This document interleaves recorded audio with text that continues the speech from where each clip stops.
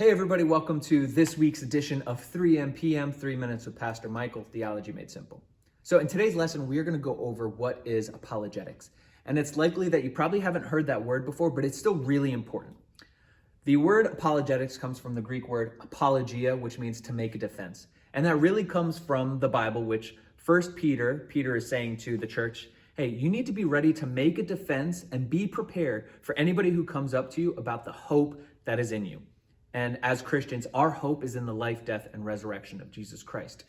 And we need to know that it is important that we can't defend something if we don't know something.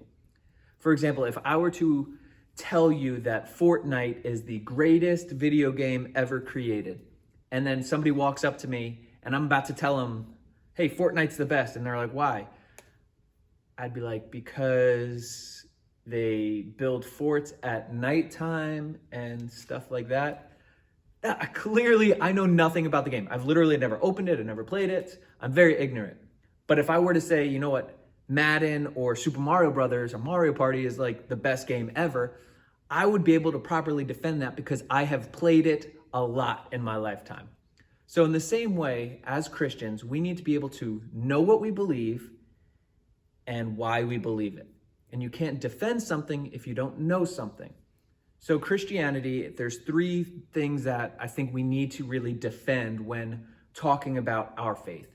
The first would be existence of God. We need to be able to properly defend that. The next is, how do we defend that Scripture is reliable?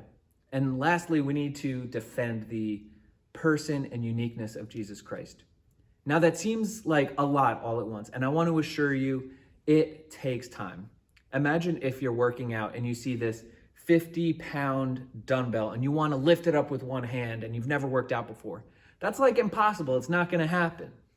And just like working out, the more and more you practice and go through it, the easier it's going to become. So I want to challenge you at home. Think about your beliefs, what you believe, and why you believe it. Because there's going to be friends and family around you that don't necessarily believe what you believe. So when they come to you, being able to articulate what you believe and why you believe it will hold a lot of weight, and you will be more confident in presenting the gospel to them. So hopefully that explains apologetics a little bit, that we need to make a defense for the belief, but it takes time to be able to get more confidence building that up. So love you. Hope that makes sense. Apologetics. And until next time, God bless and take care.